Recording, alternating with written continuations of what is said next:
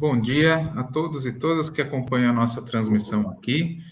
Hoje a gente organizou essa conversa muito bacana com a professora Ieda Maquia, professor Rodrigo Toledo, sobre um tema que é de interesse de muita gente, um tema que tem cada vez mais se tornado importante, relevante nas discussões na área de planejamento urbano, políticas públicas, ciência, tecnologia e inovação, né? Vamos falar sobre cidades inteligentes. Então, gostaria, desde já, de agradecer muito pela presença e participação de todos, em particular, evidentemente, das pessoas que compõem aqui essa mesa, né? A professora Ieda Maquia, que é docente da área de administração da Faculdade de Ciências Aplicadas da Unicamp, doutora em engenharia de produção pela USP e coordenadora do SB Lab, Laboratório de Negócios Sustentáveis. E também agradecer a presença e participação do professor Rodrigo Toledo, que é pesquisador de pós-doutorado, junto ao mestrado interdisciplinar em Ciências Humanas e Sociais Aplicadas da FCA, doutor em Ciências Sociais pela Unesp. Muito obrigado, gente. Vamos, então, dar início à nossa conversa aqui, né? Os professores vão expor algumas ideias e, na sequência, vamos conversar a partir delas. Então, está aberto também o chat para comentários e perguntas, se o público quiser interagir também conosco. Muito obrigado. Passo já, então, a palavra para o professor Rodrigo Toledo. Bom dia, Rafael, bom dia, Ieda. Inicialmente, quero agradecer aqui o convite feito pelo professor Rafael em poder, mais uma vez, participar de um debate de alto nível com a professora Ieda. Já tive a oportunidade de fazer na FCA, um tema, aliás, que era sobre cidade inteligente. Nós fizemos um debate que foi muito interessante na FCA. E agora, aqui, novamente, o convite do professor Rafael, de estar presente nessa mesa redonda e debater questões que são tremendamente importantes com relação ao tema cidade inteligente. Então, cumprimento aqui, inicialmente, ao professor Rafael, professor Ieda, é um prazer estar aqui com vocês. E um desafio tremendo, porque eu, na verdade, eu costumo dizer que eu sou um intrometido na área do debate da questão urbana, da cidade inteligente, do planejamento urbano, porque a minha formação é em ciências sociais, mas, em certa medida, por conta do meu objeto, da minha trajetória de pesquisa, a cidade se transformou num grande tema meu de pesquisa ao longo da minha trajetória. E outro desafio imenso é estar aqui diante de uma das grandes referências do tema de cidade inteligente, que é a professora Ieda, fazendo esse debate. Bom, inicialmente, Rafael e Ieda, eu preparei um tipo de intervenção, um bate-papo aqui, em que, ao final e ao cabo, eu tenho como um centro reflexivo do meu debate um questionamento. Então, acho que o eixo do meu questionamento, da minha fala, da minha participação aqui, é uma pergunta, ou uma reflexão, se vocês quiserem. Como aplicar o conceito de cidade inteligente e promover a justiça socioespacial? Levando em consideração que a ideia de justiça socioespacial, ela está relacionada a um tipo de condição humana, de consciência política e social, que carrega uma concepção de estar ou de bem viver e de felicidade coletivos. É possível chegarmos, portanto, a um conjunto de elementos fundamentais para que a justiça socioespacial se realize. Eu vou elencar alguns bem rapidamente. Grau de igualdade e de equidade em uma cidade, grau de liberdade, grau de acessibilidade a bens, serviços, equipamentos sociais, bem como ao patrimônio histórico e cultural de uma cidade.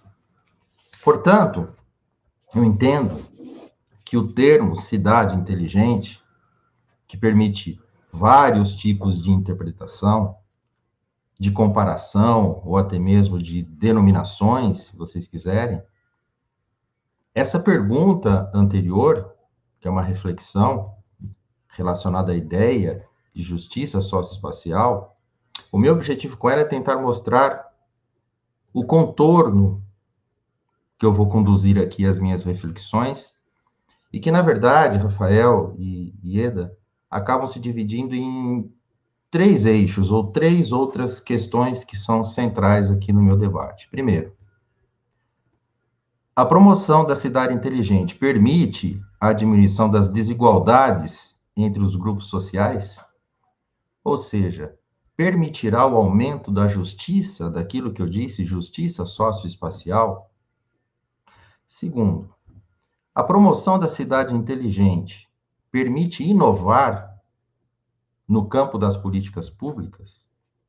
E, por fim, último eixo, cidade inteligente é produto de avanços tecnológicos que auxiliam no planejamento dos transportes, das comunicações, em áreas de densa urbanização, ou seja, é um tipo de desenvolvimento e evolução que transformaria a grande aldeia global em um planeta totalmente sustentável, igualitário, eficiente, transparente, tecnológico. Seria uma certa utopia urbano-digital? Pois bem, a partir desse eixo, ou da composição desses três eixos centrais, eu vou começar com a primeira provocação. Ou seja, a promoção da cidade inteligente permite a diminuição das desigualdades entre grupos sociais, ou seja, permitirá o aumento da justiça socioespacial. Eu entendo que o tema ou o conceito de cidade inteligente, Rafael, Ieda, ele acaba se condicionando a uma certa experiência subjetiva da cidade capitalista, que coloca em relevo problemas que são seculares, que as metrópoles e demais cidades, em graus diferentes, enfrentam e que estão expressos no conceito que eu citei logo no início da minha fala, de justiça socioespacial. E assim sendo, uma cidade inteligente tem o potencial, sim, de minimizar os efeitos da segregação e da espoliação urbana, sendo que a produção do espaço, ela está diretamente vinculada à obtenção da mais-valia urbana. E levando também em consideração, ou colocando em destaque, que o conceito de espoliação urbana, nesses tempos que estamos vivendo, atualmente, me parece que se tornou ainda mais evidente, ele é uma somatória de extorsões que se opera pela inexperiência ou precariedade, inexistência ou precariedade de serviços de consumo coletivo, que juntamente ao acesso da terra e à moradia, apresenta-se como socialmente necessários para a reprodução dos trabalhadores e aguçam ainda mais a dilapidação decorrente da exploração do trabalho, ou, o que é pior, da falta desta. Portanto, no limite, eu quero dizer que as cidades inteligentes, elas reforçam, em tese, aspectos conhecidos do urbanismo brasileiro, ou dos desafios que o urbanismo brasileiro vem enfrentando ao longo do tempo, e que em determinadas regiões das aglomerações urbanas aparecem ou contam ou convivem com elevados indicadores de desenvolvimento humano, IDH. Ou seja, nós temos uma realidade em que regiões com elevados indicadores de IDH convivem como se fosse numa relação, eu peço licença aos colegas para usar esse termo, como se fosse uma relação amensalista com as regiões de menor IDH, ou seja, um tipo de relação entre essas regiões dentro de uma cidade, em que há uma desarmonia entre essas regiões, pois uma região prejudica a outra, do ponto de vista da dinâmica e da morfologia desse espaço urbano. Vejamos algumas imagens, eu vou reproduzir aqui em alguns slides, que apontam, inclusive, algumas dinâmicas da relação da cidade com a pandemia Covid-19. Vou reproduzir para vocês rapidamente.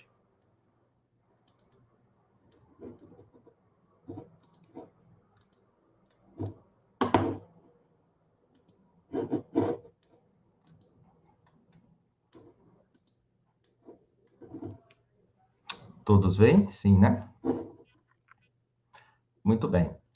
A ideia é justamente, a partir de um debate que vem sendo feito há um tempo já sobre a questão da desigualdade nas metrópoles brasileiras, é que eu utilizo como referência a cidade de São Paulo, como que ao longo da história, a produção do espaço urbano, no caso da cidade de São Paulo, mas metodologicamente essa análise ela poderia ser replicada em outras realidades urbanas,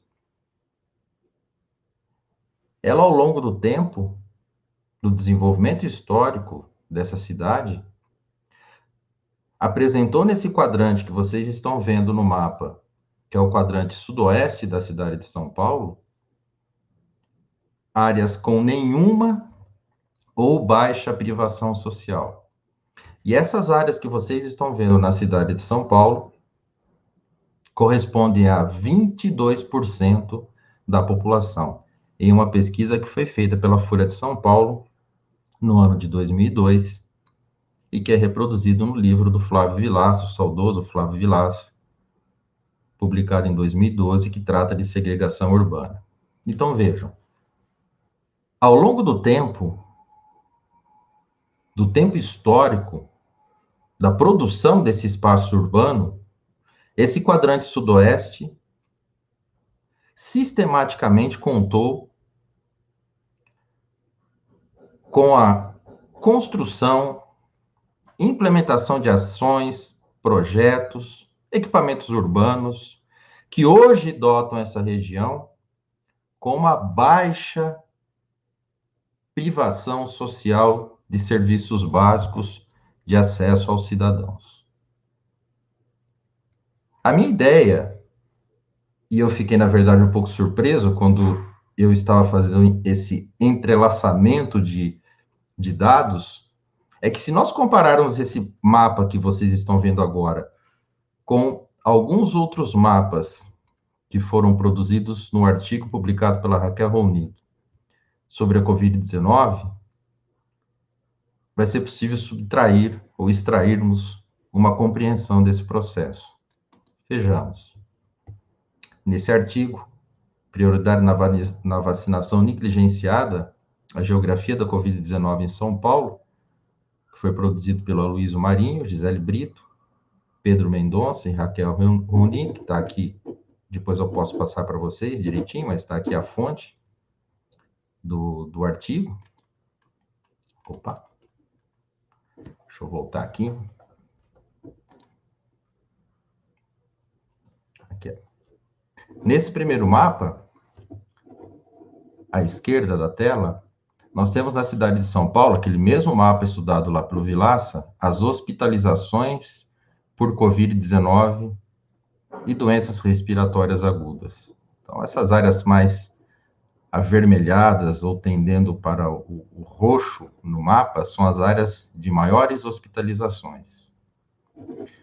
A mortalidade nesse mapa à direita, também na cidade de São Paulo, apresentando o maior percentual nessas áreas que estão achuradas aqui no mapa, na coloração de um roxo mais escuro.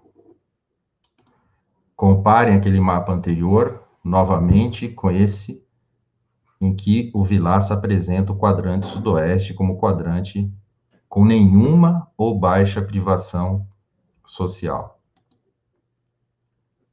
Agora, um outro aspecto, a imunização, com 2 doses na cidade de São Paulo.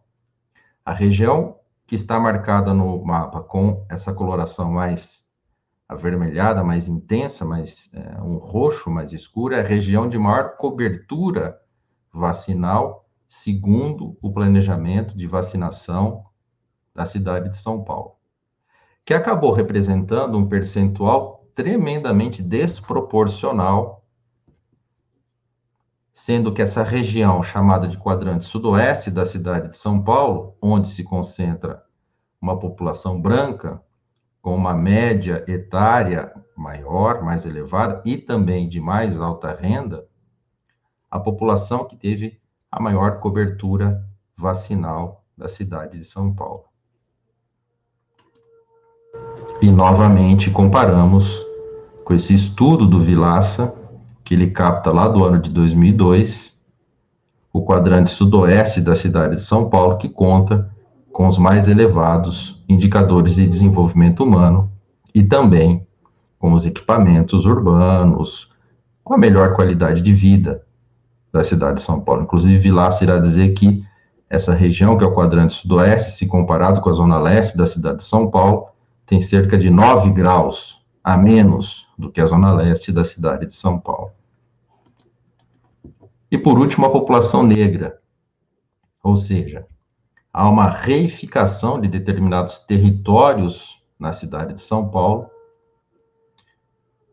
que acabam corroborando ou naturalizando a morte, que, em certa medida, é um reflexo de uma inação do próprio Estado. E nós vemos nitidamente nesse mapa, novamente, a preservação de uma região que fica localizada nessa região que eu disse para vocês, que é o quadrante sudoeste da cidade de São Paulo. E como os dados acabam demonstrando que a população na cidade de São Paulo que mais está a ocupar os leitos de UTI ou sofrendo com o colapso do sistema de saúde é essa população que vive nessa região que está marcada com a coloração azul no nosso mapa, que, na verdade, também representam as regiões em que a expectativa de vida e os indicadores de desenvolvimento humano também são mais baixos na cidade de São Paulo, que é onde reside a população negra na cidade de São Paulo. E, novamente, o mapa reforçando esse aspecto do processo histórico de desenvolvimento urbano da cidade de São Paulo.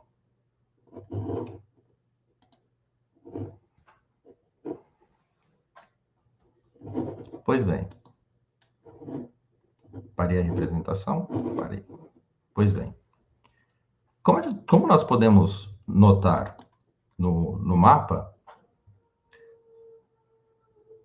ou nesses slides, há a consolidação de um tipo que eu chamo de analfabetismo urbanismo, que acaba se consolidando, principalmente se olharmos para o Brasil, que possui uma condição muito peculiar do ponto de vista da sua trajetória urbana, e em certa medida controversa, porque no Brasil, ao mesmo tempo que nós temos teorias da cidade que consolidam academicamente uma perspectiva de desenvolvimento urbano e de planejamento urbano que se difunde pelos municípios do estado de São Paulo, do Brasil como um todo, a pandemia do Covid-19 veio mostrar para nós que as desigualdades socioespaciais, elas são profundas, elas são tremendas no Brasil. E ao mesmo tempo que nós temos um desenvolvimento muito profícuo, muito efetivo, de uma ciência do urbanismo que pensa as cidades, e como eu venho dizendo já há um tempo, que pensa a cidade, talvez numa plataforma de uma inteligência analógica, antes de passar para uma inteligência digital de banda larga, que seria justamente pensar o espaço urbano a partir de uma série de condições ou de necessidades que estão vinculadas, sim, a direitos sociais e as populações mais vulneráveis das realidades municipais brasileiras, o que nós assistimos é uma realidade paralela se consolidando no Brasil. Ao mesmo tempo que temos instrumentos tremendamente importantes, robustos, do ponto de vista de se criar realmente aquilo que eu chamo de justiça socioespacial, e que no Brasil também ganha conteúdo no termo de promoção da igualdade urbana, nós assistimos à eclosão de realidades nesses municípios brasileiros e nas grandes metrópoles brasileiras que vão de encontro ao arcabouço jurídico brasileiro. Eu me refiro à Constituição de 88, eu me refiro também ao Estatuto da Cidade, que diz que a cidade e o espaço urbano têm que cumprir a sua função social. Ou seja, a consolidação de movimentos em prol da sustentabilidade econômica e colaborativa e de cidades inteligentes. Mas, ao mesmo tempo, essas cidades, ou as grandes cidades, colapsam, porque elas sofrem de problemas com saneamento, subutilização de espaços públicos, não tratamento de resíduos e a questão da mobilidade urbana no Brasil, que é crônica nos grandes centros urbanos. Assim, esse analfabetismo urbanístico aparece em um momento de reflexão mesmo sobre o hábito, sobre o ato de habitar. Ou seja, é crucial perguntarmos: poderá a cidade inteligente representar possibilidades de desconstruções criativas de suas soluções, elaboradas pelos usuários, interconectados, e mais, democratizar o acesso a espaços públicos, serviços públicos e privados, e informações, inclusive, sobre a administração das finanças municipais? O histórico urbano das grandes metrópoles brasileiras, que demonstrei nesses mapas, fazendo uma correlação entre o desenvolvimento histórico urbano da cidade de São Paulo e uma região que é privilegiada historicamente nesse desenvolvimento urbano, na verdade, é uma porção da cidade de São Paulo que é inteligente, do ponto de vista da perspectiva da cidade inteligente, mas que ao redor dessa região gravitam outros territórios que sofrem esse processo expoliador e que também segrega do violento também processo de urbanização da sociedade brasileira. Eu penso que em um mundo pandêmico ou no mundo pós-pandemia, se isso for possível, essas questões são importantes para que a gente compreenda as cidades e o que vai surgir após esse momento ou acoplado a esse momento que estamos vivendo na atualidade. E a partir dessas reflexões, nós chegamos a um segundo eixo. Ou seja, a promoção da cidade inteligente permite inovar no campo das políticas públicas? Se sim, se nós acreditarmos que sim, temos que responder, do meu ponto de vista, 3 outras questões que se desdobram. E vejam, quando eu falo temos que responder, não quer dizer que eu daria a resposta a essas questões, mas, na verdade, eu estou aqui a provocá-los para que a gente pense essas questões. Primeiro, se é inovação, nós temos que pensar o que é inovação. E mais, inovação na perspectiva de quem e para quem. Segundo, a inovação é uma ação que representa uma mudança substancial nas práticas e estratégias anteriores na área geográfica ou temática em foco? Em outros termos, é um novo programa ou melhoria significativa nos programas anteriores? Por último, Inovação na perspectiva das cidades inteligentes. É um conjunto de conhecimentos científicos ou empíricos empregados na produção, comercialização e acesso de bens e serviços? Penso que é fundamental para essa reflexão a ideia de que a tecnologia não é um elemento neutro que pode ser orientado para viabilizar a materialização de ideias, projetos ou visões urbanísticas. Em outros termos, a tradição de pensamento crítico sobre a tecnologia, na forma de artefatos, sistemas ou infraestruturas, materializa valores e projetos que são políticos, objetivos políticos em foco, que são, por sua vez, permeáveis a interesses diversos de uma sociedade capitalista como a nossa.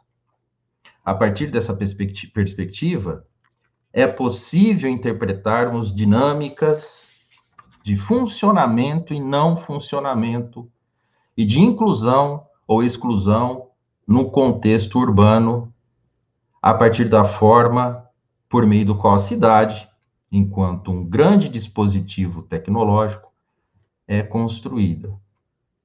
Vejamos alguns exemplos, rapidamente. Primeiramente, um clássico exemplo, que é de conhecimento do professor Rafael, da professora Ieda, tenho certeza absoluta, e que é muito ilustrativo dessa questão da tecnologia do urbano e da acessibilidade. É um caso de sistema de transporte público de Londres, que foi explorado pela Raquel Velho. E segundo a Raquel, as deficiências que acometem as pessoas, comprometendo a sua mobilidade no uso do transporte público de Londres, notoriamente o metrô londrino, foram entendidas ao longo do tempo como fatalidades individuais, por séculos. Nesse caso, a acessibilidade e o uso da mobilidade por determinados grupos sociais, durante esse longo período de exclusão social, foi traduzido também como uma certa oclusão, ocultação do problema até meados do século XX. Portanto, essa questão foi reconhecida como um espaço problemático de política pública, depois de séculos de utilização desse meio de transporte. O outro exemplo é a acessibilidade habitacional e a desigualdade como uma fonte de crise de saúde pública durante a pandemia que estamos vivendo de Covid-19. Primeiramente, foram apresentadas amplas evidências da significativa associação entre adequação habitacional e proteção contra o Covid-19, em pesquisas que foram feitas, inclusive, em Mumbai. Assentamentos informais, identificaram, enfrentam sérios problemas de saúde devido à intensa poluição do ar e acesso inadequado à água ou ao saneamento. Manter a distância social nesses espaços e se abrigar com segurança contra os patógenos respiratórios, inclusive Covid-19, é impossível nas condições inadequadas de moradia. Portanto, o conjunto geograficamente concentrado de habitação ou de habitações inadequadas emergiu como um ponto fundamental da questão do Covid-19 nas grandes aglomerações urbanas ou nas grandes metrópoles. E criou, inclusive, externalidades negativas, em larga escala, para as pessoas do entorno dessas regiões. Mas, sem dúvida, embora as ações públicas mais fortes são necessárias, será importante ou será crucial manter o acesso a moradias que sejam, do ponto de vista dos direitos, da qualidade, do ponto de vista urbanístico, para as famílias. Me parece que essa é uma das grandes questões que surgem desse momento caótico que estamos vivendo em sociedades como a sociedade brasileira. Moradias que estejam alocadas na cidade, ou seja, que contenham a aplicação de soluções urbanas que são disseminadas no Brasil há mais de meio século, como, por exemplo, as unidades de vizinhança, também chamadas de superquadras, famosas superquadras de Brasília, que são, na verdade, as áreas residenciais delimitadas em imensos quarteirões e esses quarteirões dotados de equipamentos urbanos e que fazem com que os cidadãos tenham acesso à rede básica de saúde pública, a lazer, a alguns serviços básicos que são essenciais para a qualidade de vida nessas cidades. Por fim, chegamos ao terceiro tópico. Cidade inteligente é produto de avanços tecnológicos que auxiliam no planejamento de transportes e das comunicações em áreas de densa urbanização, ou seja, um tipo de desenvolvimento e evolução que transformaria a grande aldeia global em um planeta totalmente sustentável, igualitário, eficiente, transparente e tecnológico, uma certa utopia urbana digital. Em outros termos, as cidades se tornariam sustentáveis, modernas e supereficientes, cidades que reformulam seus modelos de interação entre cidadãos e o espaço que movimenta bilhões de dólares anuais em infraestruturas e propagandas. De tais perspectivas, podemos até subtrairmos um questionamento crítico que eu coloco aqui para todos nós. Como uma cidade inteligente poderá promover justiça socioespacial, aquela que disse anteriormente, sendo que apresenta-se como um dos negócios mais lucrativos do mundo? Para além desses aspectos apresentados, eu chamo a atenção ainda para dois últimos que me preocupam significativamente. Ou seja, aspectos sobre a tecnologia, ou sobre o uso da tecnologia. E com eles eu finalizo a minha fala, Rafael e professor Ieda. Primeiro, o que me parece resultado desse processo de desenvolvimento tecnológico, que são as massas digitais, ou seja, um tipo de psicologia das massas digitais que entra em conflito com um sujeito democrático. Ou seja, como vão apontar alguns autores, e aqui me recordo do Dunker, do Christian Dunker, há momentos em que perdemos nossa capacidade do uso autônomo da razão, por exemplo, quando estamos hipnotizados ou sob o funcionamento da massa digital. É o momento da supressão da palavra, como instância de mediação de conflitos e atitudes impulsivas acabam tomando a cena. Nesse estado de massa, de uma massa digital, somos tomados por uma amnésia, vai dizer o Dunker, e de uma falsa coragem. Dizemos e fazemos coisas que nunca nos autorizaríamos se estivéssemos sozinhos ou com nossa consciência. Veja, em 2018, cerca de 68% da população brasileira tinham algum acesso à internet, principalmente por meio de celulares. E isso acabou se desdobrando em alguns problemas que são importantes para a nossa realidade, que eu considero como 3 condições que são negativas. Primeiro, perda da liberdade da palavra, restrição do outro como sujeito e regressão da razão. Por último, a questão do controle das doenças, e aí eu finalizo com esse último tópico, ou do uso da tecnologia nas cidades inteligentes, nesse contexto do Covid-19. Com esse surto do Covid-19, aplicativos de prevenção baseados em tecnologia de dados para controlar e gerenciar doenças contagiosas têm sido amplamente utilizados em muitos centros urbanos. Questiono, afetará o futuro das cidades inteligentes, nas quais vários serviços urbanos baseados em tecnologia de TIC são prestados para melhorar a qualidade de vida dos cidadãos? Ou seja, é urgente que se faça, e eu termino com essa reflexão, um debate sobre a privacidade no sistema de prevenção do Covid-19. E creio eu, se aplica, inclusive, igualmente, aos serviços e aplicativos de cidades inteligentes, dando implicações valiosas para a direção futura das próprias cidades inteligentes numa era pós-Covid. Era isso. Muito obrigado. Obrigado, professor Rafael. Obrigado, professor Ieda. E espero ter aqui iniciado uma contribuição ao nosso debate. Muito obrigado.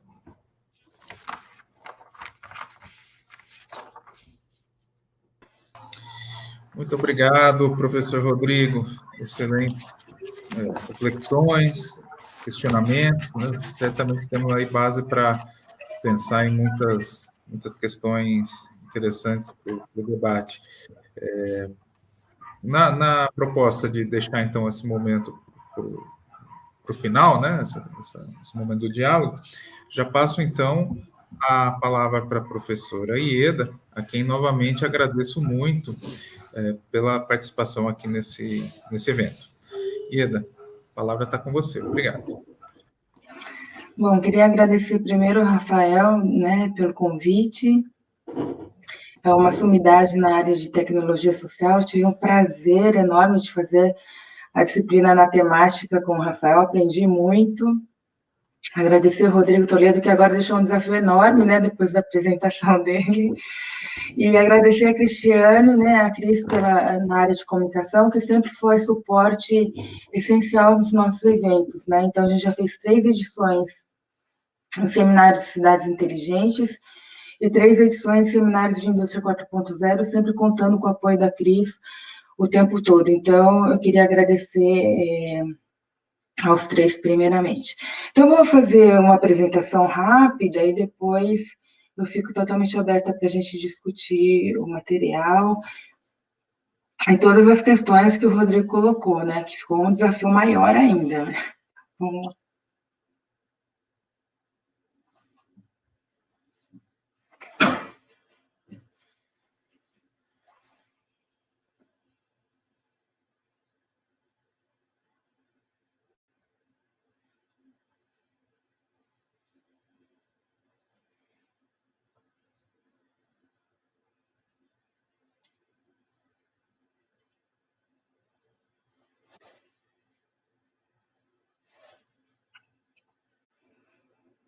Bom, então aqui a gente vai fazer uma apresentaçãozinha para vocês, espero que vocês estejam vendo a tela, coloquei ela aberta aqui. Então, é uma agenda muito rápida, eu vou falar um pouco dos conceitos gerais de cidades inteligentes, um pouco da linha do tempo, alguns projetos e parcerias que a gente tem desenvolvido no laboratório, agradecimentos e os nossos contatos, ok? Então, aqui, na verdade, qual que é a ideia central de cidades inteligentes? É o que o Rodrigo colocou, né? O meio é realmente tecnologia, inovação e comunicação, como um meio para melhorar e modernizar o sistema de gestão urbana, que levam questões de implementação de infraestrutura. A gente vai colocar alguns exemplos para vocês, tá? Que vai refletir, desdobrar a melhoria de qualidade de vida, funcionalidades mais inteligentes e uma maior autonomia. Na verdade, eu acho que cidade inteligente é usar realmente todas essas ferramentas, mas com um propósito muito maior, que é atingir realmente todos, tentar solucionar de alguma forma parte dos problemas que o Rodrigo trouxe para a gente, né? Então, aqui a gente vai perceber que são várias tecnologias, vão estar abordando várias questões, como mobilidade, quais seriam as funcionalidades da cidade, né? Mobilidade urbana, planejamento, a questão de saúde, educação, infraestrutura, ou seja, são várias das necessidades dos cidadãos em geral que vão ser cobertas por essas tecnologias, né? E aqui uma linha do tempo, só para a gente ter uma ideia da evolução dessa temática, começou lá em 94 com Cidade Digital em Amsterdã. Na verdade, foi quando surgiu a internet e foi a primeira cidade que tentou se disponibilizar esse serviço logo que surgiu a tecnologia. E isso foi extremamente inovador, né, para a época. E até hoje, muitas cidades ainda não implementaram essa disponibilidade de tecnologia em amplo espectro. E aí, em 99, vem a questão de Smart Cities em Dubai, que é tentar linkar planejamento urbano com a parte de conectividade. Então, realmente, não é um assunto novo, mas ele veio evoluindo com o passar do tempo. Em 2005, na Coreia do Sul, eles tentaram fazer o que a gente chama do ubiquitous, né? Cidade ubiquitous, que é cidade onipresente. Ou seja, ela vai estar presente em diversas plataformas, em diversos dispositivos, e desde que você aciona um serviço de transporte, você já está utilizando um serviço digital, que está conectado numa base de dados que faz relações com vários outros sistemas, né? Ou seja, a parte de transporte está ligada à questão de segurança da cidade, ou seja, utilizar a tecnologia de uma forma integrada, né? A partir desse período, começam a ter muitos grupos de estudo, e um dos grupos principais na Europa, né, vinculada a estudos em cidades inteligentes, e a partir daí começam muitos rankings. E qual que é a dificuldade? Você tem os indicadores, eles vão variar muito, cada ranking vai ter um perfil de indicadores, e aí cada cidade pode estar com classificações diferentes, dependendo do ranking que ela participar. Então, aí em 2009, a gente tem uma agenda aí das Nações Unidas, que chama Agenda Habitat, que tem indicadores urbanos que tentam tornar de forma mais global, harmonizar os conceitos, os indicadores, para que as cidades possam se equalizar e tentar ter uma performance mais comum, né? Um parâmetro mais universalizado. E aí, em 2014, a gente tem uma ISO que realmente vira um padrão internacional para estar levando em consideração o desenvolvimento sustentável de comunidades, que é o que a gente tem, esse tema tem evoluído, né? Ele não é só cidade inteligente, mas ele passa pela preocupação de cidade inteligente, cidade sustentável, e cidade mais humana, que é exatamente tudo isso que o Rodrigo nos trouxe, né? Importantíssimo. E aí, a gente falando um pouco dos rankings, que o Brasil tem participado muito forte é esse Connected Smart Cities, e ele leva em questão as diferentes funcionalidades, né? Então, mobilidade, urbanismo, meio ambiente, energia, tecnologia e inovação, economia, educação, saúde, segurança, empreendedorismo e governança. E dependendo, e aí a gente tem aqui desse ranking a evolução de 2015 a 2020 da diferença de classificação das cidades, né? A gente percebe que existe aí uma mudança relativa de posições, e o mais bacana, as cidades elas acabam tentando se organizar a partir desses indicadores para participar desse processo e, ao mesmo tempo, melhoram muito todos esses itens que são levados em consideração. Então, eu acho que é um ganho para a cidade, porque a partir do momento que ela se preocupa em ter indicadores de desempenho cada vez melhores, é uma forma dela ir se aprimorando em todas as suas funcionalidades. E quem ganha, na verdade, são os cidadãos, né, dessas cidades que estão vinculadas a esses indicadores de performance. Então, um exemplozinho, por exemplo, da segurança que a gente tem aqui, um exemplo muito positivo de Limeira, da muralha digital, quando a gente vê aqueles radares na cidade, não é só um controlador de velocidade, né? Primeiro que ele é colocado em locais que já foram mapeados com a primeira intenção de fazer a redução da velocidade, porque são áreas relativamente de riscos, né? Já foram mapeadas, já tem dados que mostraram que aquelas regiões forçam a redução da velocidade por questão de segurança, e tem mais um outro atrativo que vem a questão da inteligência, de estar monitorando as placas, né? Então, ele tem todo um histórico de trajetória a partir dessas placas, que se torna muito importante para fazer o monitoramento. Então, se eventualmente tiver um roubo de um veículo, esse veículo consegue ser alcançado rapidamente. Não só para isso, né? Mas até para ver a questão de mobilidade da cidade. Então, ele tem um foco muito voltado à segurança, mas ele acaba atendendo à questão de mobilidade também.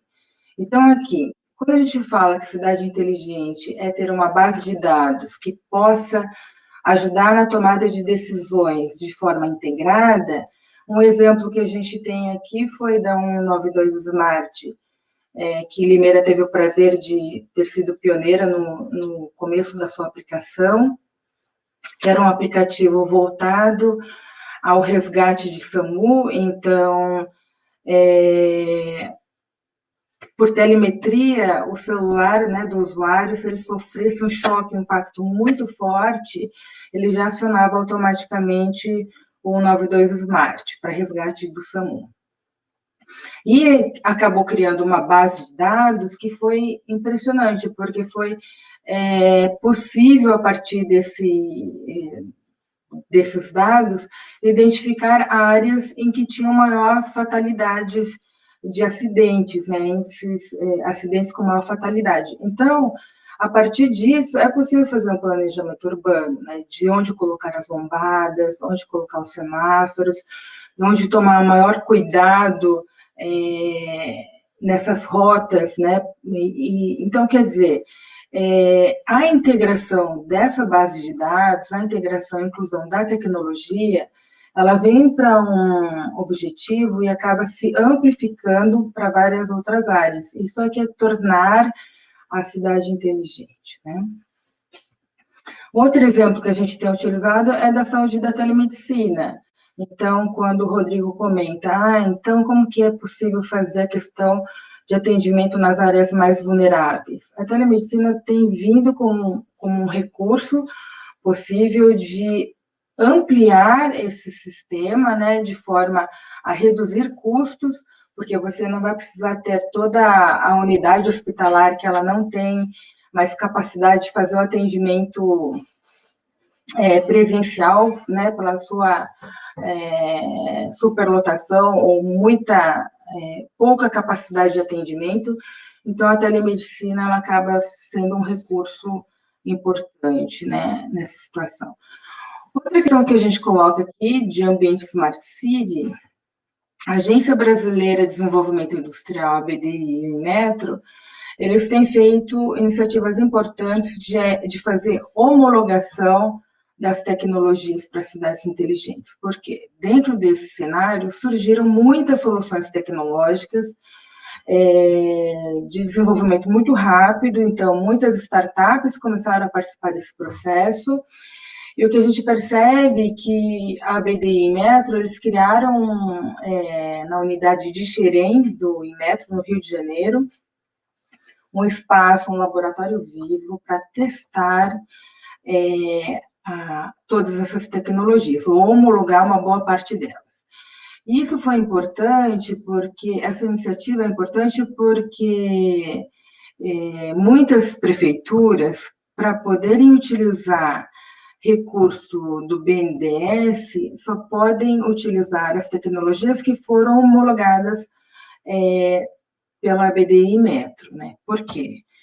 Porque as tecnologias, para implantar numa cidade, elas precisam estar maduras o suficiente para atender a escalabilidade. Então, eventualmente, a tecnologia ela pode ser muito interessante, mas ela pode ser não escalável, ou seja, vai atingir lá 300 mil habitantes, ela já começa a dar problema, né? Ela não tem a capacidade de atendimento daquela população. Então, esse ambiente foi desenvolvido justamente para assegurar que o investimento do BNDES não tenha recurso perdido numa implantação tecnológica de que não tenha, no médio e longo prazo, a sua efetividade, tá? Então, a gente vê aí que começa a criar um cenário mais maduro, até na adoção dessas tecnologias. Vou falar um pouco de projetos que a gente tem desenvolvido aqui no laboratório. Então, alguns a gente vai falar do GovHub, que são plataformas digitais e governança pública, aí entra a questão que o Rodrigo comentou, tudo bem, a tecnologia é um caminho, mas ele é suficiente, né?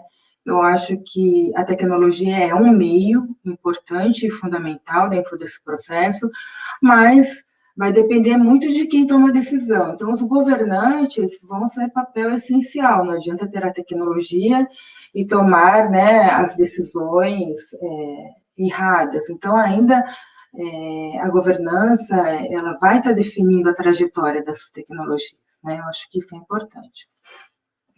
A questão da telemedicina, um dos projetos que a gente tem desenvolvido dentro dela é tentar avaliar o impacto econômico dessas ações, porque isso tem sido desenvolvido na Inglaterra e no Canadá há um bom tempo, em que eles já perceberam que o processo de saúde precisa ter um processo de descentralização, né? Primeiro porque eles têm programas de saúde como o nosso, públicos, e para atender essa população, né, ela não está sendo, ela precisa ter uma nova configuração. Então, isso também está sendo discutido. Economia circular, a gente está fazendo projeto no setor fashion, que eu vou detalhar um pouco lá na frente, e a gestão inteligente de recurso hídrico, que também é extremamente importante, né? Então, falar um pouco do GovHub que a gente está desenvolvendo. Um é falar um pouco das plataformas, né, digitais para ajudar a governança, e a gente tem estudado isso em diferentes cidades, né? E a gente percebe qual que é o poder de participação. Inclusive, um aluno nosso, o Lucas, vai estar apresentando esse projeto, que faz parte da pesquisa dele no LEG, né, no seminário de políticas públicas, que o Carlos Setulain vai estar organizando entre hoje e amanhã. Então, esse projeto vai ser apresentado lá, daqui a pouco. Uma outra questão que a gente está levantando é a questão da segurança cibernética. Então, se você tem diferentes plataformas de cidades com funcionalidades diferentes, a questão de proteção de dados hoje ficou extremamente evidente, ainda bem, né? E a segurança cibernética vem para tentar diminuir a vulnerabilidade dessas plataformas.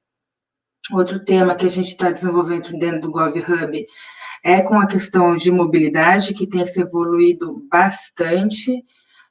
Uma das questões que o Rodrigo comentou, então o projeto de Londres, ele é questionável, né? Ele teve problemas aí durante um bom tempo, e como funciona. E por incrível que pareça, no Future Trends lá de mobilidade, quando eles ranqueiam as cidades mundialmente, então a gente tem algumas líderes e Londres está inclusa nesse ranking. Então a gente tem ali nos primeiros lugares Hong Kong, Singapura e Londres, e eles mostram os modelos e o porquê, tá? Então tem ali umas justificativas. Uma volta a estimular o que a gente chama de mobilidade ativa, né, que dá prioridade ao pedestre, ao ciclista, então vai envolver a questão muito forte de planejamento urbano, replanejar as cidades, né, e aí, no caso, Barcelona vira um ícone, então todos os arquitetos querem ir para Barcelona para entender o que está acontecendo em questões de planejamento urbano. Então, a gente vê aí que tem várias questões importantes que o mundo tem discutido, e isso é muito importante, né, e saudável que aconteça.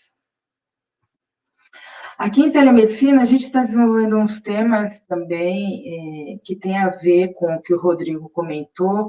A gente fez lá um mapa de São Paulo e percebeu que algumas áreas não são atendidas, né? Que as áreas mais ricas, ok, mas as áreas periféricas têm um grande problema de vulnerabilidade. Então, a China tem tentado desenvolver, e não só a China, né? Mas a gente está estudando as cabines de autoatendimento, e um dos exemplos interessantes é da China, é que ela tem até a farmáciazinha acoplada à cabine, então, se for um problema relativamente simples, ele já sai com a aprovação do receituário, um código, ele retira o medicamento na própria cabine. Então, é uma forma de descentralizar os serviços e unidades hospitalares, que são extremamente caras, né? e principalmente disponibilizar em áreas vulneráveis, em áreas que você não tem um posto de atendimento médico, por exemplo. Aqui a SAS Brasil, que é uma startup maravilhosa, né, comandada pela Adriana Malê, a gente foi muito feliz porque na segunda edição de seminário Smart Cities, né, de cidades inteligentes, a Adriana estava presente e apresentou a SAS Brasil, e hoje ela tem desenvolvido um trabalho fantástico com cabines de autoatendimento em áreas vulneráveis. Começou o projeto no Rio de Janeiro e espalhou para o Brasil todo, com um grupo de voluntários na área médica que se disponibilizam a fazer o atendimento por essa plataforma. Eu tive o prazer de utilizar a plataforma de teleconsulta com ela. Então, é um sistema que realmente funciona. E, então, é um dos mecanismos de tentar democratizar a saúde em áreas vulneráveis, né? Importantíssimo. E um dos projetos nossos é tentar trabalhar com a Adriana e tentar ver essa validação na perspectiva do usuário, né, usuário-paciente, o usuário médico e questão de infraestrutura. Então, acho que tem um caminho aí que a gente está trilhando. Outra questão, outro trabalho que a gente está desenvolvendo quais são os impactos econômicos de utilizar esse modelo mais descentralizado, né, que envolve teleconsulta, atendimento remoto em domicílios, né, então o paciente lá tem os dispositivos em que ele é monitorado 24 horas, dependendo da situação de gravidade de saúde. Então, tem a questão mais preventiva e tem a questão realmente do acesso ao sistema de saúde em cabines, por exemplo, em áreas mais remotas, tá? Isso foi mais validado pela portaria, né, 467 do Ministério da Saúde, de 20 de março de 2020, justamente por causa da pandemia, que o Rodrigo trouxe para a gente, né? Outro projeto que a gente está desenvolvendo é o projeto Retalho Fashion, que está sendo coordenado pelo professor Giocondo, que também é coordenador nosso lá do laboratório. Ele está desenvolvendo esse projeto junto com a Americana e a nossa equipe de laboratório com os alunos envolvidos no projeto. Então, tem projeto de iniciação científica, mestrado vinculado a essa temática. E como ele funciona? Então, primeiro, a gente sabe que, pela Política Nacional de Resíduo Sólido, o tecido, de uma forma geral, não pode ir para um aterro sanitário, tá? Então, as empresas, elas têm que pagar para fazer o descarte desse produto. É um custo operacional para essas indústrias.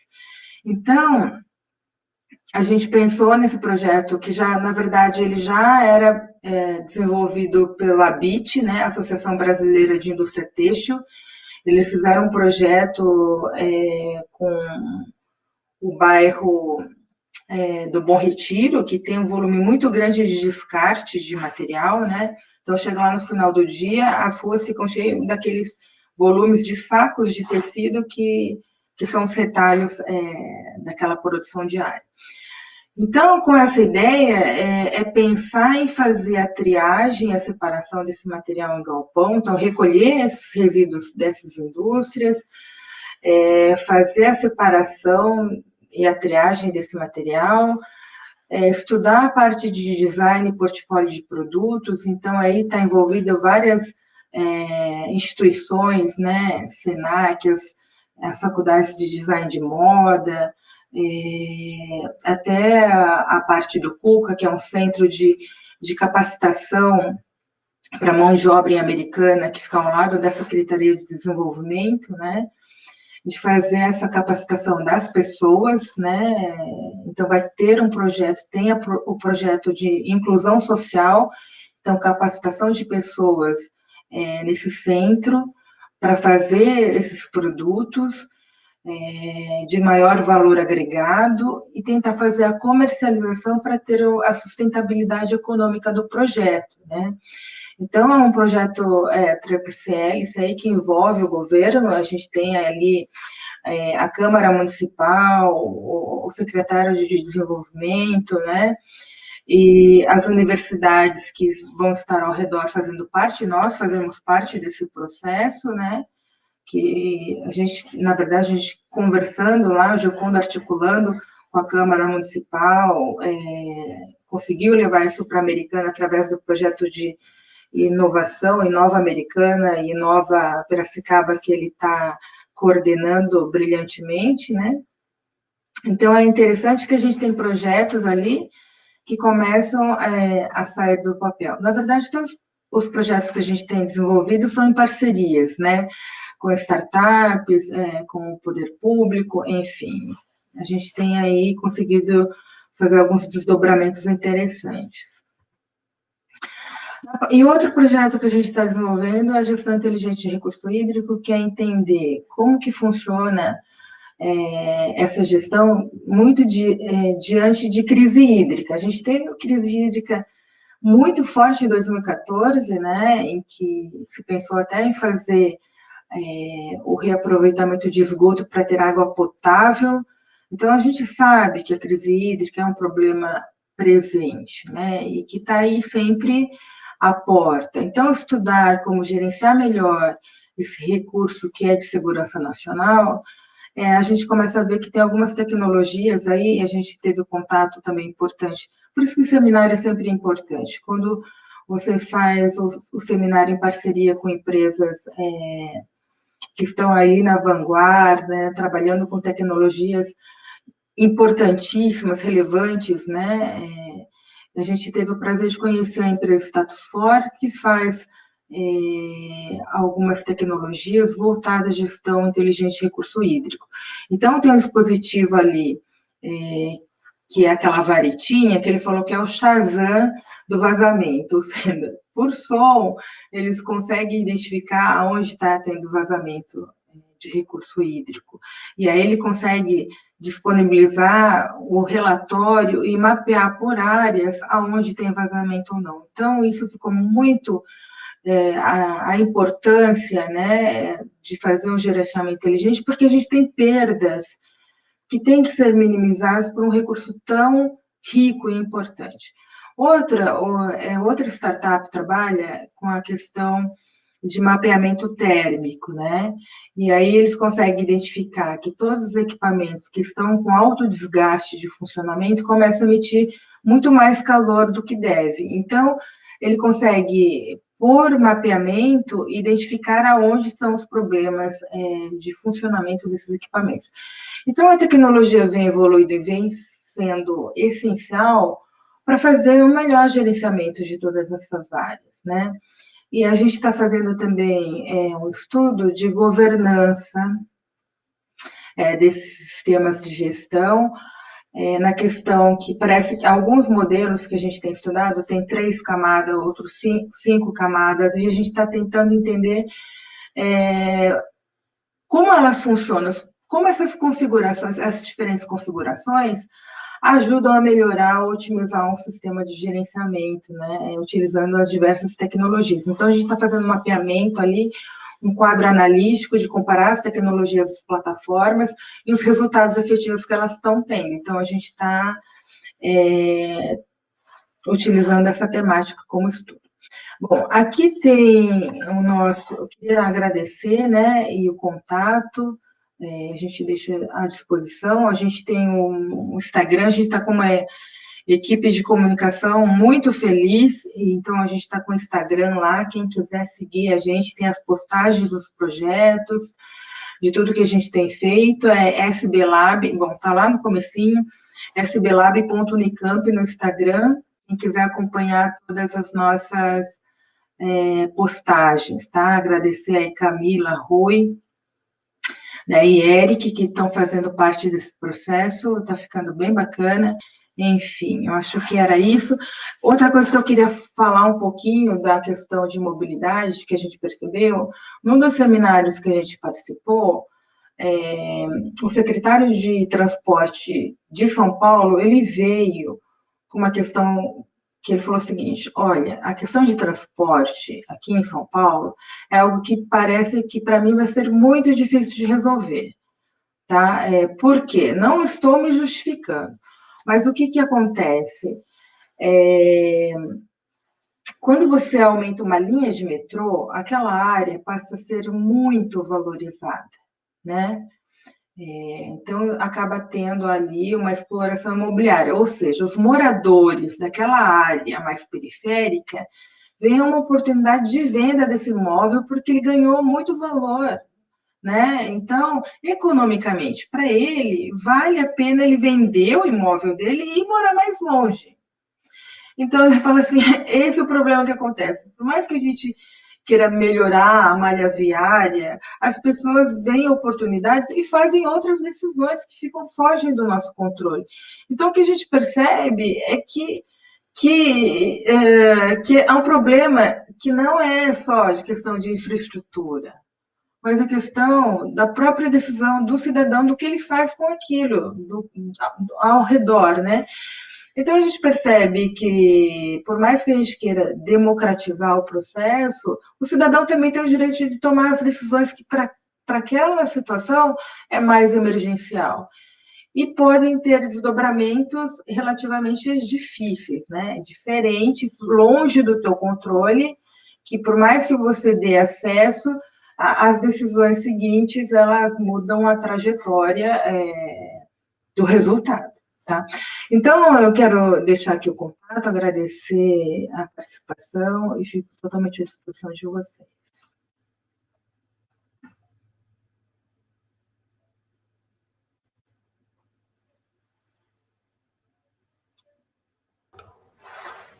Muito obrigado, professor Ieda, pela excelente exposição, muito interessante, né? Muita coisa que a gente vai aprendendo também quando começa a se enveredar por esse tema, né? Então, agradeço muito a você, novamente ao professor Rodrigo, por essa possibilidade da gente estar aqui dialogando. Nós temos algumas perguntas no chat, já vamos entrar nelas, mas eu gostaria antes de colocar uma questão aí para iniciar a nossa discussão aqui nessa rodada final, né, do nosso evento. Eu queria pensar com vocês na seguinte questão, né? De fato, isso foi dito por vocês de diferentes formas, né? Mas todo esse aparato sofisticado de tecnologias, né, permite, sem dúvida, que se conheça melhor os problemas da cidade e também que se atue sobre eles, não é? Porém, a ideia também que fica na minha cabeça é que quando a gente fala de inteligência, né, cidades inteligentes, afinal, né, nós não estamos simplesmente falando de adoção de tecnologias, mas de conceber arranjos que permitam que essas tecnologias respondam melhor a condições do contexto, né? Então, elas não podem ser descontextualizadas, elas têm, evidentemente, a gente tem uma série de experiências que servem de base, né, para essas ações, mas necessariamente precisamos pensar na aderência e nas necessárias traduções para que essas tecnologias respondam de forma mais efetiva aos problemas, né, aos limites impostos pelo próprio contexto em que vão ser implementadas, né? Então, uma forma mais objetiva de chegar na questão que eu queria propor aqui para iniciar as reflexões como, então, na opinião de vocês, mobilizar todas essas tecnologias, todo esse conhecimento que se obtém sobre os problemas da cidade, de forma a ampliar o alcance e aumentar a efetividade das políticas públicas no contexto brasileiro, que tem todas as suas especificidades, todos os seus desafios. Então, como usar efetivamente todo esse arcabouço para melhor solucionar, ou ao menos mitigar, problemas típicos das cidades brasileiras? E aí eu deixo para vocês decidem quem começa. A Ieda começa? Tá? Pode ser, Ieda? Pode ser. Eu acho que as cidades elas já estão caminhando para isso, muitas delas já estão criando plataformas digitais, disponibilizando serviços que você não precisa ir para a sede para resolver, estão ouvindo mais os cidadãos, tem canais abertos para coletar essas informações. É lógico que eles não vão dar conta de resolver tudo, mas cria um banco de dados ali que ajuda a priorizar aquilo que está afetando mais, né, com mais força a população. Então, quando a prefeitura ela começa a se organizar, naquele ranking Connected Smart Cities, apresento as cidades que estão se preparando para isso, né? Eu acho que a população ganha muito. Um exemplo nosso, se a gente for ver, tudo bem que aí a pandemia acelerou, acho que esse processo, de digitalizar os serviços, disponibilizar para você de forma remota os serviços que antigamente você precisava obrigatoriamente para esses locais, né? Então, eu acho que essa questão de oferecer um leque maior de soluções para o cidadão, isso tem acontecido. A questão da saúde, a gente percebeu que tem mecanismos aí, o pessoal da SAS Brasil está fazendo isso voluntariamente, então, colocar atendimento remoto em áreas vulneráveis, em que eles não tinham acesso, e de forma gratuita, isso é inovador, né?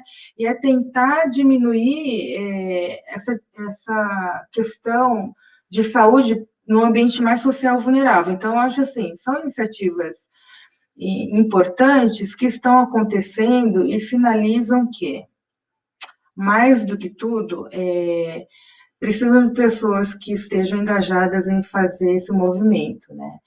Então, quando a gente vê uma SAS Brasil que independe, vamos dizer, do governo para tomar uma ação, para ampliar o sistema de saúde com uma rede de médicos voluntários, e dar autonomia para essa população, você percebe que a tecnologia ela é importante porque ela impulsiona algo que provavelmente não aconteceria de outra forma, né?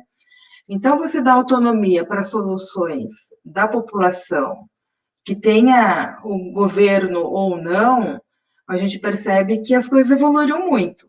E isso, para mim, eu acho que um grande progresso, perceber que você pode aumentar a autonomia das pessoas, melhorar a qualidade de vida através dessas soluções, né? E agora, um passo que eles estão querendo fazer é integrar esse sistema ao SUS, porque é muito importante você ter uma base de dados em que essas pessoas que estão sendo atendidas de forma voluntária por uma organização sem fins lucrativos esteja integrada ao sistema único de saúde, né? Que eles reconheçam que tem um serviço acontecendo e que essas pessoas sejam inclusas no sistema, né? Que doenças estão tendo, sinalizar que existe uma demanda real para aquela população. Então, acho que são iniciativas importantes que ampliam a possibilidade de soluções e que precisam ser integradas ao poder público, mas é aquilo que a gente comentou. A tecnologia ela é necessária porque ela é um meio, mas quem toma, né, os governantes, as pessoas que podem ter o poder de tomar a decisão, vai depender muito das decisões que foram tomadas para a trajetória dessas tecnologias ter um melhor resultado, né? Eu acho que e esse debate, as pessoas que se preocupam com a questão social, muito forte, Rafael Dias, que né, autoridade em tecnologia social, né, Rodrigo Toledo trazendo essa questão humana, tudo bem, a tecnologia é importante, e a questão humana, de inclusão, todas essas questões, eu acho que são extremamente importantes e só enriquecem que trajetórias a gente pode pensar nesse sentido. Então, a gente percebe que existem caminhos, né, e discutir qual a melhor forma de fazer novas trajetórias, eu acho que talvez seja esse papel que Rafael Dias fez brilhantemente de abrir essa oportunidade. Mas tem outra questão, né, também que eu falei do usuário, do próprio usuário, né, quando falou lá do secretário de transporte, olha o que ele coloca, né, não é só o problema de poder público, de tecnologia, mas das decisões que os próprios usuários tomam, tem outros desdobramentos, né, que fogem do controle. Então, o planejamento sempre vai estar indo atrás dessas demandas que só aumentam, né? Até para a própria decisão do usuário, enfim. Não sei se eu respondi. Não, perfeito. É um tema tão interessante, complexo.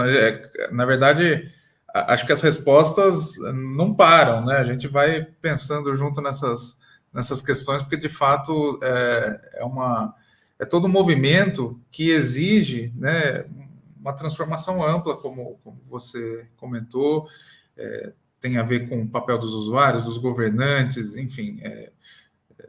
Eu acho que é por aí. É muito bom. Ótimo, Ieda. Obrigado.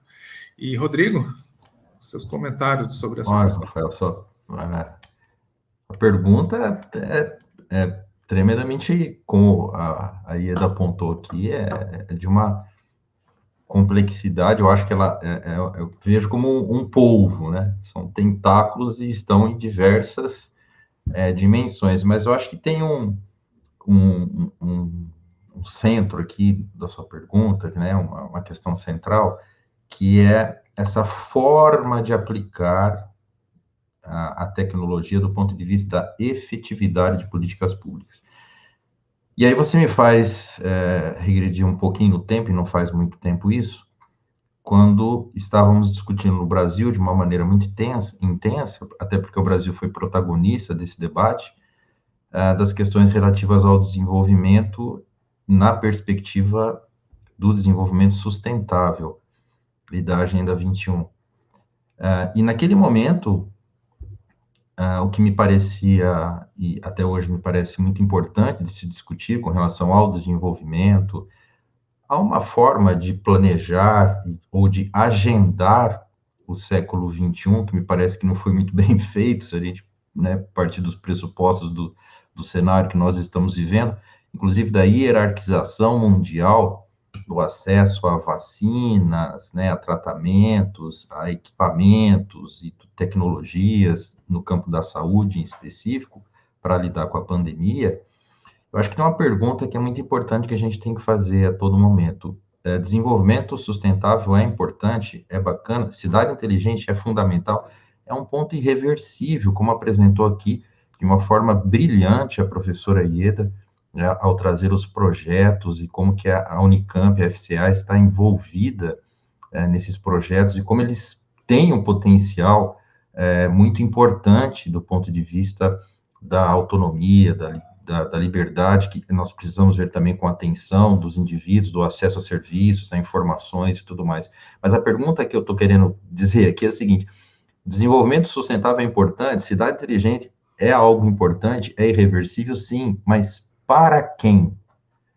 Para quem é esse desenvolvimento? Para quem é essa cidade? E a partir dessa pergunta, eu acho que aí nós começamos a delinear uma série de questões que, inclusive, foram aqui apontadas pela Ieda, quando ela cita a questão de São Paulo e fala, olha, tem a intervenção, nós construímos uma via, fizemos a revitalização de uma área, e a população que vive aqui vende o seu imóvel e vai embora para outra região mais distante.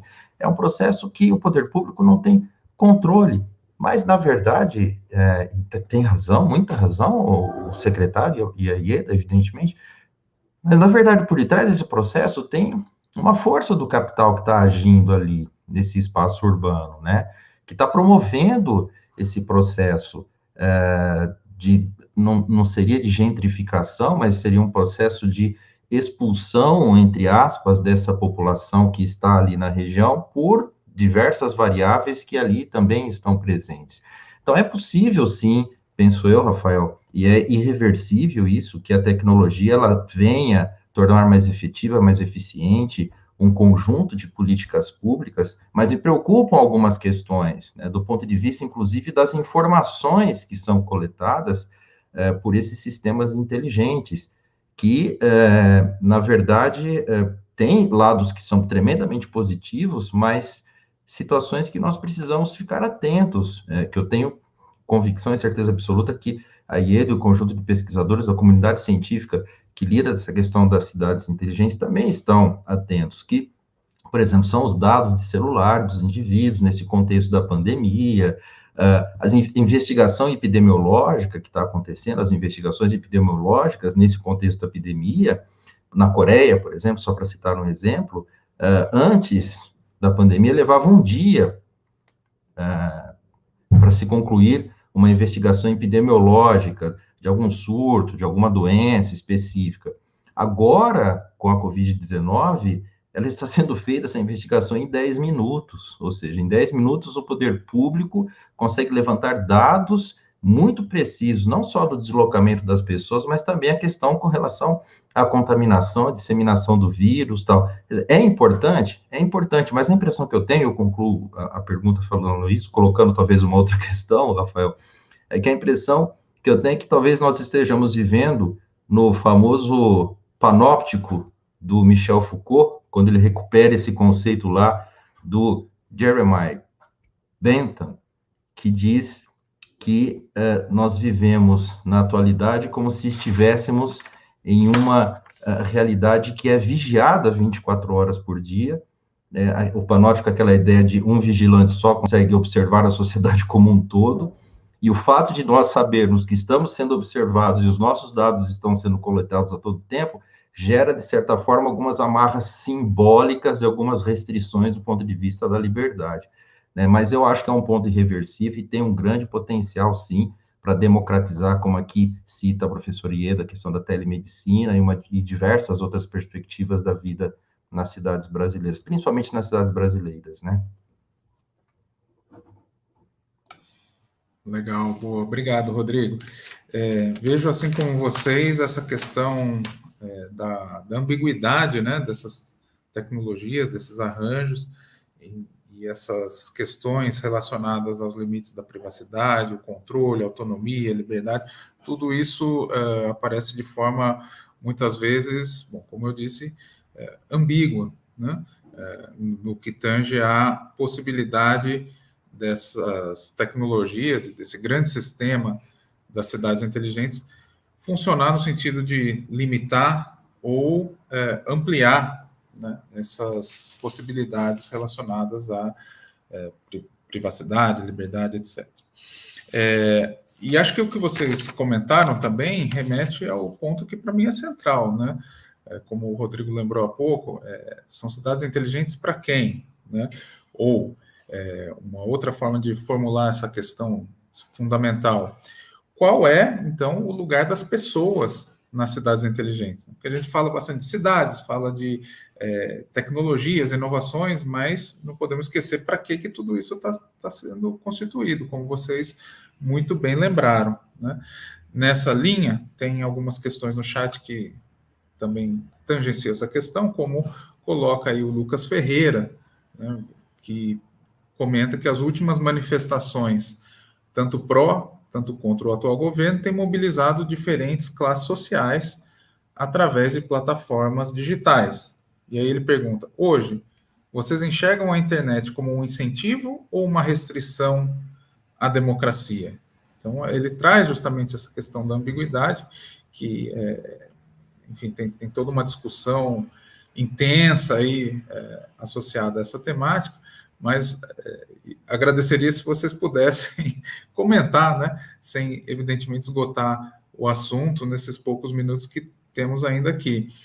E também tem uma questão interessante colocada pelo Tiago Camargo, né, que pergunta: todas essas tecnologias que sustentam, né, essa infraestrutura que está associada à construção de cidades inteligentes, demandam um consumo grande de energia elétrica. O Brasil está preparado para dar suporte a essa demanda? Então, é importante pensar também nas limitações, né, como essa limitação em termos de energia, que todas essas transformações impõem. Então, agradeço se pudessem comentar essas questões brevemente. Temos aí alguns minutos ainda antes de encerrar. Começamos agora com o Rodrigo? Pode ser, Rodrigo? Pode ser sim, Rafael. Obrigado, Rafael. Lucas, obrigado aí pela pergunta.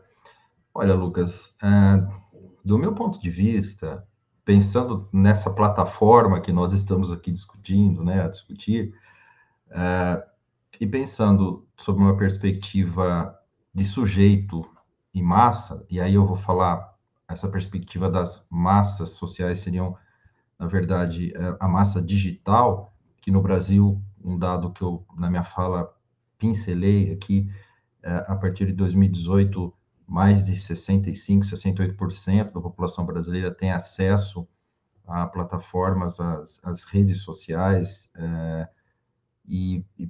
principalmente utilizando pacote de dados de telefonia celular, o grande percentual de telefonia celular.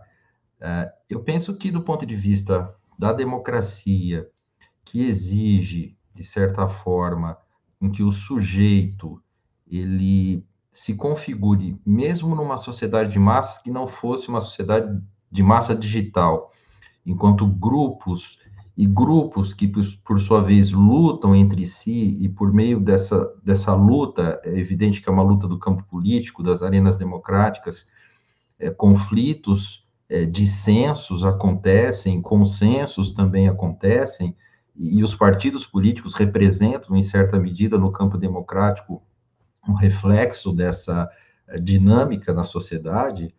Quando nós migramos para essa realidade que me parece muito presente no Brasil, principalmente a partir das últimas eleições majoritárias para presidente da República, me parece que essa massa digital, ela tende a fazer com que o indivíduo ele perca esse uso autônomo da razão, né? Ou seja, me parece que é uma massa meio que hipnotizada e sob o funcionamento das famosas fake news, né?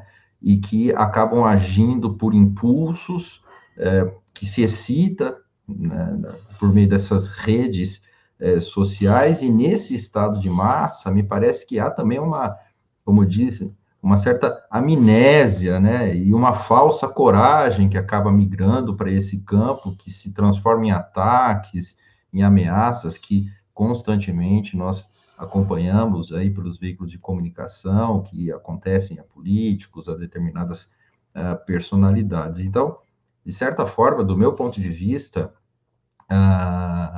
esse sujeito, ou essa massa digital, ela é o oposto desse sujeito que teria condições de formar grupos e de debater e de fazer com que esses antagonismos, com que esses conflitos, essas divergências surgissem no campo da política, e não no campo como nós estamos hoje a assistir, da negação da política, um tipo de necropolítica que é tremendamente danosa para a democracia, porque ataca as bases mesmo da democracia. Então, eu diria, Lucas, que esse sujeito, de certa forma, o que eu vejo na atualidade, não é um incentivo à democracia nos termos que a gente pensa a democracia, disso que eu coloquei, né? Mas é uma desconstrução desse terreno democrático mesmo.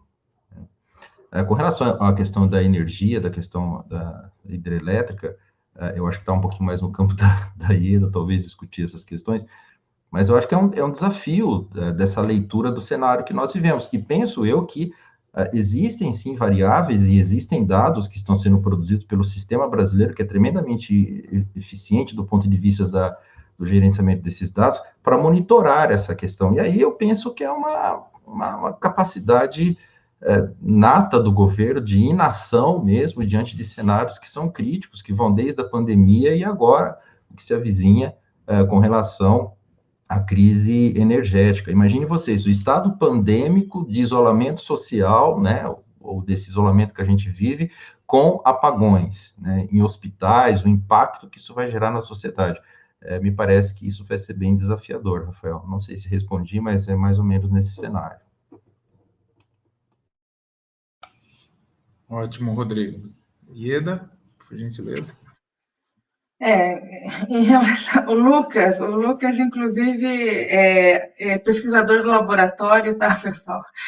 E ele vai apresentar no LEG hoje, lá em Economia e Gestão, no seminário agora à tarde, a plataforma digital para governança pública. Então, ele faz uma pergunta, assim, já vai metendo o dedinho, porque ele já está dando uma introdução do que ele vai apresentar à tarde. Eu acho que a internet ela veio ampliar a democracia, né? Vai depender. Eu acho que você ter acesso a isso, Rafael já esteve na China, né? Eu também estive lá, e você perceber que você ter um sistema fechado de internet que não te permite, que é controlado pelo Estado, isso mostra que você tem uma limitação e controle. Então, quando você abre, e no Brasil a gente tem a internet aberta, então, tudo bem que as decisões ali, elas podem ser manipuladas, mas eu acho que eu sou muito a favor dessa abertura, né, de entendimento de canais de tecnologia, porque quem esteve na China e percebeu e entrou, utilizou um pouco dos sistemas deles, falou, gente, como que pode ter esse controle do Estado em que a pessoa ela tem um acesso limitado a essas informações?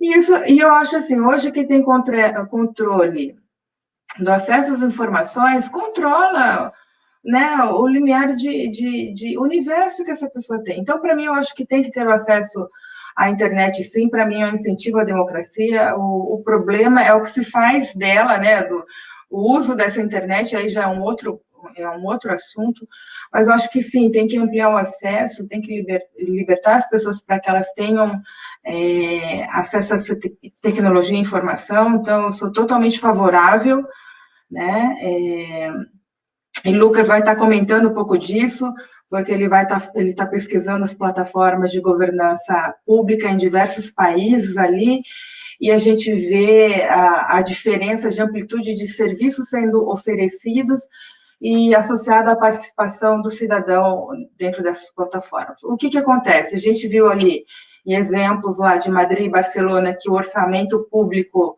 ele é feito de forma colaborativa com o cidadão, e aí a gente fala, puxa vida, tem um orçamento participativo aqui no Brasil, mas as pessoas também não sabem que isso existe. Então, eu acho assim, se já tem mecanismos nesse sentido e as pessoas nem têm essa informação, acho que a gente tem um problema abaixo, não é ter a tecnologia está disponível aí, mas essas informações não chegam às pessoas, então existem outros caminhos que são importantes, como os observatórios sociais, né, que criam uma massa crítica, que formam pessoas para estar conscientizando o poder das pessoas no uso dessas plataformas. Então, eu acredito muito na democratização, acredito que a tecnologia tenha que estar aberta, mas mais do que isso, a gente tem que ter grupos que implementem essa discussão e essa conscientização, falar para o cidadão ter o poder de entender que ele pode participar, ele tem caminhos, né, para isso. O Observatório Social faz muito bem esse papel, mas ainda é num aspecto limitado, né, mas eu sou totalmente a favor que a gente tenha uma abertura, recurso, disponibilize, e a gente seja meios também, os nossos alunos, acho fantástico, Lucas, eu espero aí que faça um papel maravilhoso no seminário à tarde, hein? E aí eu acho que é o caminho, a gente pensar num amplo espectro, e eu acho que nós fazemos o nosso papel, porque a formação de pessoas críticas, como os nossos alunos, e da participação dos diversos seminários, eu acho que é mesmo esse gancho de ampliar essa discussão para mais pessoas, para fortalecer esse caminho, que eu acho que é o nosso objetivo, inclusive, né, da live, acho que é essa. Então, eu fico muito feliz com essa iniciativa, viu, Rafael? Né? E para mim, é um processo de democratização, sim.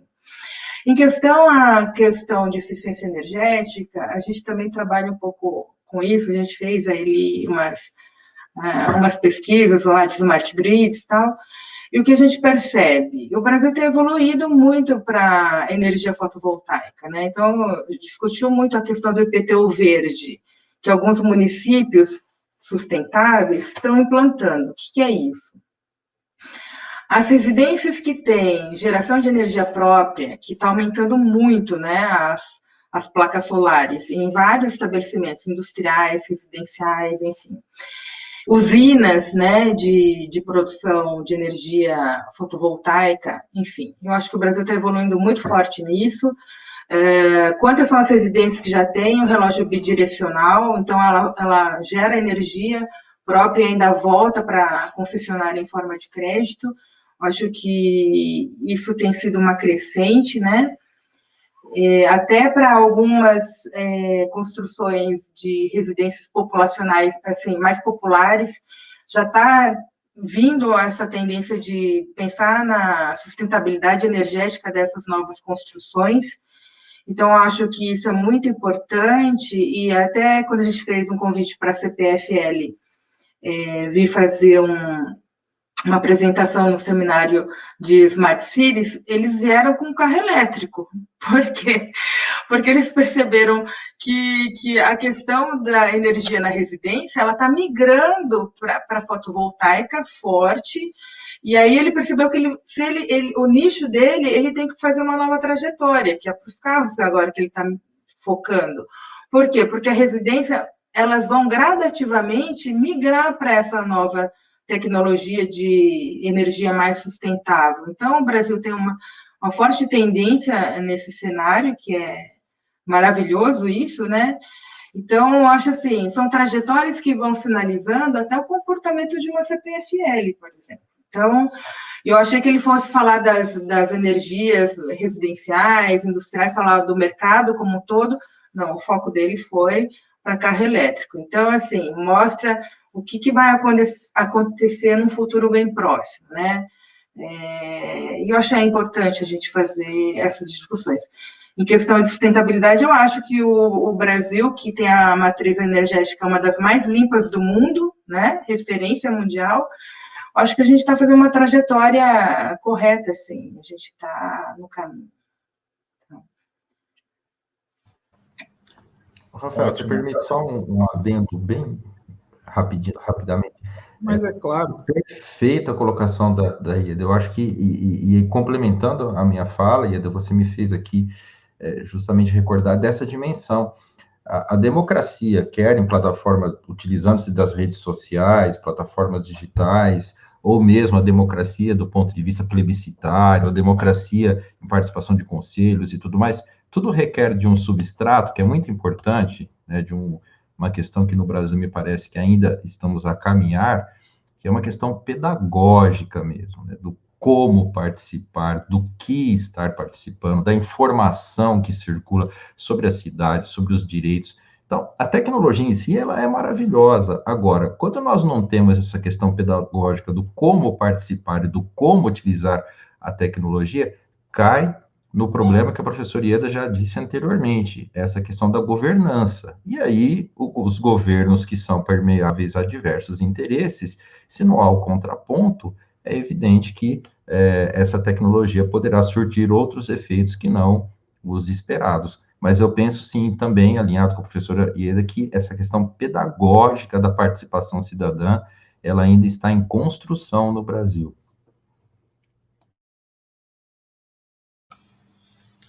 Perfeito, excelente, eu concordo. Eu acho que a gente tem aí um horizonte de possibilidades que se apresenta, né?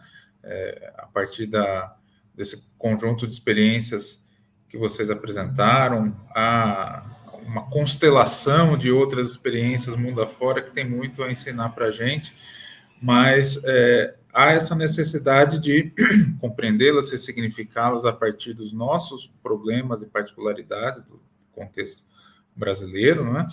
E essa necessidade também de trabalhar as formas por meio das quais essas possibilidades possam ser efetivamente realizadas em consonância com as cidades que a gente quer construir, né?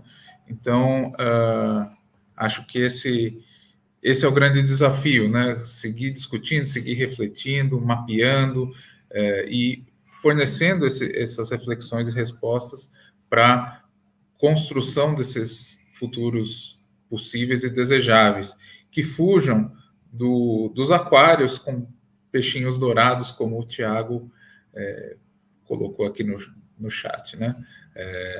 Não acho que devemos abrir mão do dever de pensar essas alternativas para moldar esses futuros possíveis a partir dessas tecnologias que que se apresentam, né, dessas formas de construir a cidade que vão se revelando. Isso depende dessa capacidade de organizar e de intervir sobre essas possibilidades. Eu acho que pelo menos é assim que eu leio, interpreto, e é o que vocês falaram, e é essa ideia que eu vou carregar a partir de hoje, né, com base nessas considerações que fizeram. Bem, acho que podemos encerrar então, já passamos um pouquinho do tempo que tínhamos estabelecido, mas antes de encerrar definitivamente, queria mais uma vez agradecer a participação da professora Ieda Maquia, do professor Rodrigo Toledo, né, nessa manhã tão proveitosa, com uma discussão tão bacana sobre esse tema absolutamente relevante que é a questão das cidades inteligentes. Então, agradeço muito a vocês, agradeço também novamente a todos que participaram, estiveram aqui acompanhando a discussão, né? Tivemos um bom público, e nos sigam aqui no canal da FCA, onde estamos tendo discussões muito interessantes sobre temas dos mais diversos. Então, devolvo a palavra para Rodrigo e Ieda, para que finalizem como queiram, e, mais uma vez, obrigado.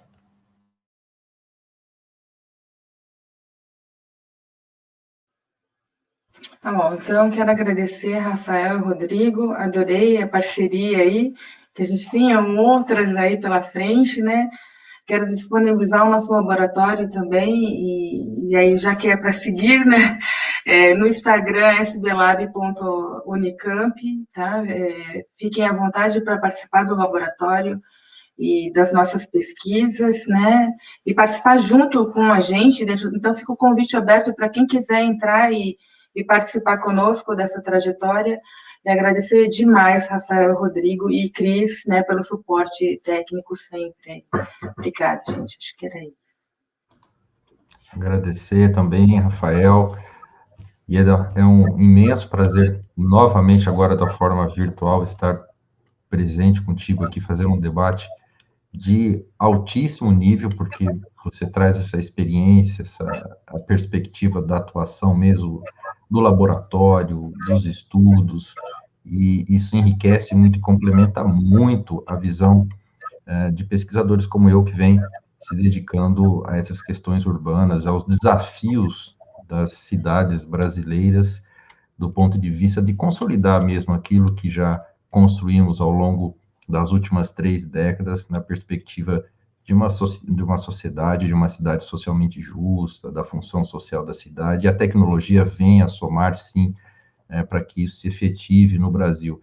Penso, por último, Rafael, que nós sairemos dessa situação que vivemos da pandemia com transformações que são irreversíveis do ponto de vista da soma de tecnologias que passaram a fazer parte do nosso dia a dia. Essa que estamos utilizando agora e tantas outras que estão fazendo parte do nosso dia a dia, penso eu que em governos democráticos, em governos responsáveis, em cenários progressistas, inclusivos, isso pode sim se transformar numa grande energia e num momento de inflexão mesmo para a sociedade brasileira, para pensar o seu futuro, pensar as suas cidades e os seus problemas. E as cidades inteligentes, não tem dúvida nenhuma, elas contribuirão nesse processo. E, mais uma vez, obrigado, Rafael. Mais uma vez, obrigado, Ieda. Um grande abraço. Obrigado a todos que participaram. A Cris, que sempre nos ajuda aqui na elaboração dessas salas. E a todos os participantes do debate. Muito obrigado. Um abraço. Obrigado a todos. Uma excelente semana e vamos nos cuidar, né? Obrigado. Até logo.